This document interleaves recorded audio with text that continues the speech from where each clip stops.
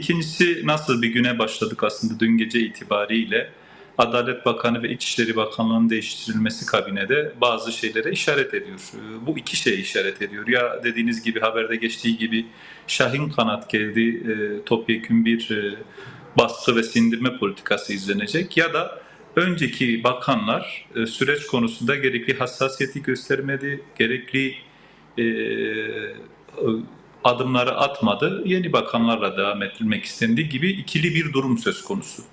Bizim umudumuz önceki bakanların bu konuda çok sessiz kalmalarıydı. Özellikle Adalet Bakanlığı için söylenecek çok şey var. Başta infaz yapmalar olsun, baskılar, gözaltılar, tutuklamalar, işkencelerin, aleni işkencelerin örtbas edilmesi hem İçişleri Bakanlığı hem Adalet Bakanlığı açısından bir sınavdı ve ikisi de bu sınavda kaldı diyebiliriz. Umudumuz ve dileğimiz o ki yeni gelen bakanların, yeni başlayan bakanların bu sürecin vahametine uygun bir dil, tarz, söylem ve hareket ve pratik geliştirmeleridir. Zira biliyorsunuz, Bahçeli'nin çağrısıyla, son çağrısıyla adeta farklı bir evreye çevrildi. Rojava'daki durum tabii ki bunu tetikledi diyebiliriz. Rojava'daki saldırılar, Kürt halkının dört parça Kürdistan, hatta beş parça diasporayı da sayarsak beş parça Kürdistan'da bir araya gelmesi, ulusal bir bilincin açığa çıkması ve bunun yüksek sesle ifade edilmesi, sahiplerinin fazla olması tabii ki önemli konular. Bir diğer husus ise umut hakkı. Ben açıkçası kişisel olarak şunu ifade edeyim. Evet, bir umut hakkı konuşuluyor ama Sayın Öcalan'ın rol ve misyonu sadece umut hakkına indirgenebilecek bir rol ve misyon değil. Dünya örnekleri de bunu gösteriyor. Olması gereken de umut hakkı değil, Sayın Öcalan'ın fiziki özgürlüğü. Umut hakkından bağımsız. Tabii ki umut hakkı önemli. Cezaevinde DGM yargılamalarıyla haksız ve hukuka aykırı olarak, ki bu DGM'ler Avrupa İnsan Hakları Mahkemesi tarafından mahkum edilmiş yargılamalardır. Bağımsız ve tarafsız yargılamalar adil bir yargılama olmadığını Avrupa İnsan Hakları Mahkemesi birçok kararında içtihat etti ve mahkum etti.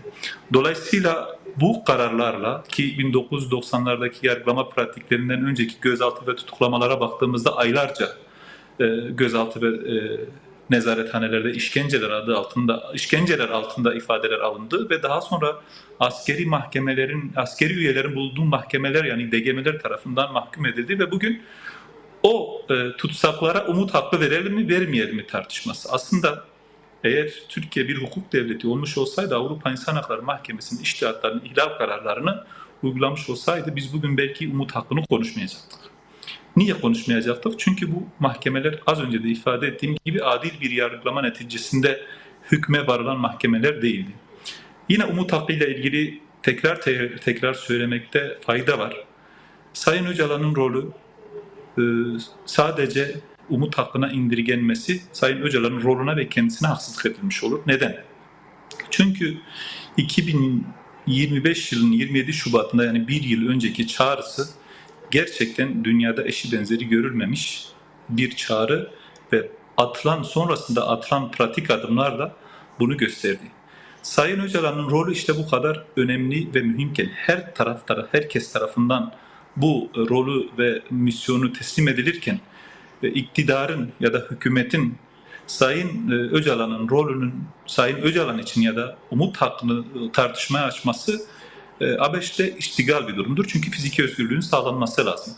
Bir taraftan devlet yetkilileri, devletin vermiş olduğu tüm imkanları, sahada olunan tüm imkanları kullanıyorken, bir tarafta ayda bir, bazen daha fazla bir süreçte görüşmenin yapıldığı bir taraf. Yani bir müzakere yürütülüyorsa hukukta silahların eşitliği diye bir ilke var.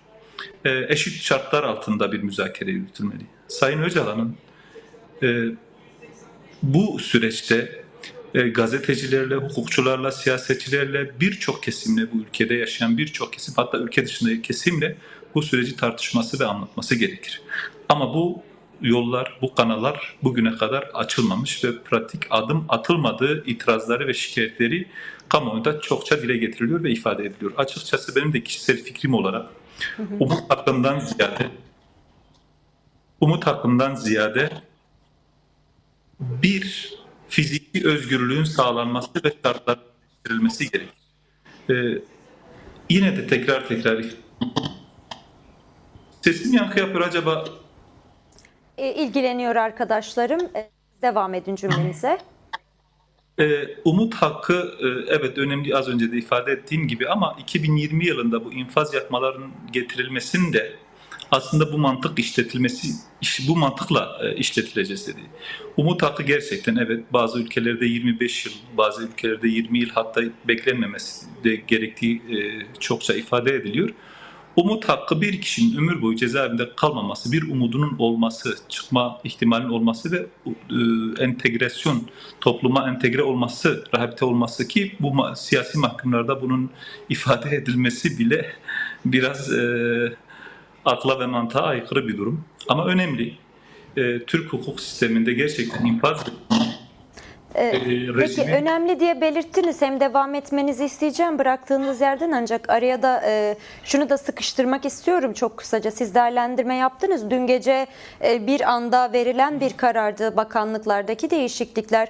Böylesi bir süreçte, özellikle barış ve demokratik toplum sürecinde atılması gereken en önemli adımlar diye belirttiğiniz hukuksal, anayasal adımların gerçekleşmesi, gerçekleştirilmesi beklentisi devam ederken Adalet Bakanlığı'na Akın Gürlek'in getirilmesinin bir anlam ve bir manası var mı? Yani bu sürecin ilerleyen dönemine dair bir öngörü sunabiliyor mu mesela bu bizlere? Çünkü Akın Gürlek'in pratikleri malum, yürütülen tüm siyasi operasyonlarda baş aktör ve sürekli oradan oraya atanan bir hukukçu, savcı olarak tanıyoruz kendisini. Bu süreci etkiler mi? Çünkü böyle bir kaygı da var.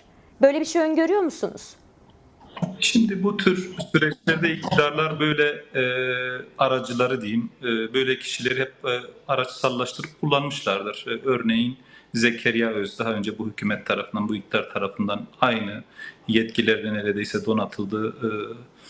Astığım astık, kestiğim kestik gibi bir pratik sergiledi. En son yani yakalamayla birlikte yurt dışına kaçtı.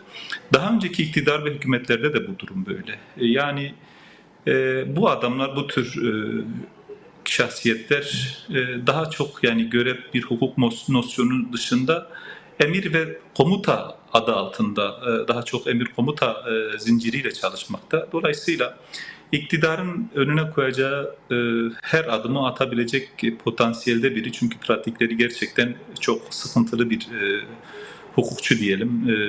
En azından savcı ya da hakim olarak görev yaptığı mahkemelerde ve savcılıklarda. E, Benim kişisel kanaatim ikili bir durum. Az önce de ifade ettim. Ya topyekun bir savaş hali, bir çatışma, şiddet ortamı, tırmandırma hali bu iki bakanlık üzerinden, ki ikisi de icracı ve toplumla birebir ilişkili olan bakanlıklar. Ya da dediğim gibi bu diğer bakanlar, azledilen bakanlar bu sürecin gerektirdiği hassasiyeti göstermediklerinden dolayı görevden alındı ve bunlar yerine getirildi. Ben ikinci taraftan değerlendiriyorum. Muhtemelen çünkü Adalet Bakanlığı Yılmaz Tunç cezaevlerindeki mahpuslara yönelik pratikleri çok kötüydü. Cezaevlerinin tamamında neredeyse, örneğin Sincan Kadın Cezaevinde hiçbir mahpus cezasını tamamlamadan çıkmadı. Hiçbirisi. Defalarca görüşmeler yapıldı. Burada bir farklı bir süreç, farklı bir şey geliştirildiği ifade edildi ama Yılmaz Tunç bu konuda herhangi bir adım atmadı. Çok basit bir müdahaleyle bunu geliştirebilirdi ama sessiz kaldı. Akın Gürlek öyle olur mu bilmiyoruz açıkçası. Şimdiden bir fikirde bulunmak yanlış olur. Ama dediğim gibi iki ihtimal dahilinde ya çözüm odaklı ya da şiddet odaklı bir pratik izleyeceklerdir. Temennimiz o. Çözüm odaklı bir pratik Değerli, biliyoruz. değerli Tanhan, aynı zamanda toparlayalım da. Bunları ifade edebilirim. Yani ikisinin bugün geçmiş pratikleri üzerinden önümüzdeki süreci değerlendirmek hatalı olabilir, yanlışlara sevk edebilir. Çünkü çok dinamik bir süreçteyiz. Hem iktidar kanadında hem Türkiye'nin içinde bulunduğu, Orta Doğu'nun içinde bulunduğu şey. Siyasette bazen bu söylem vardır. Bir saat bile uzun bir süre. Gerçekten yarım saat bile uzun bir sürenin olduğu zaman dilimlerinden geçiyoruz. Dolayısıyla şimdiden bir kanaate varmak elbette ki doğru olmaz. İlerideki günlerde pratiklerle bunu görmüş olacağız. Yine tekrar ederim. Temennimiz o ki demokratik toplum ve barış çağrısına uygun bir pratik sergilemeleri bu her iki bakanlığın ve diğer bakanlıklarda da değiştirilme ihtimali olduğu söyleniyor. Temennimiz odur.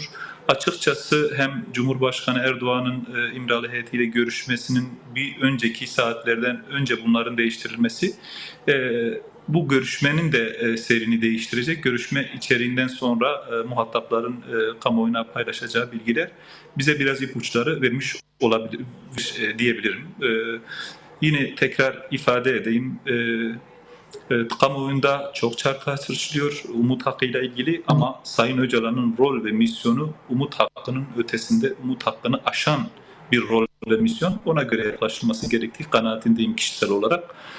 Bir an önce Umut Hakkı'na bağlı kalmadan, yasal bir düzenlemeye gerek kalmadan Sayın Öcalan'ın fiziki özgürlüğünün sağlanması ve bugüne kadar gelen süreçteki olumlu havanın daha da ileriye taşınması gerektiğini düşünenlerden.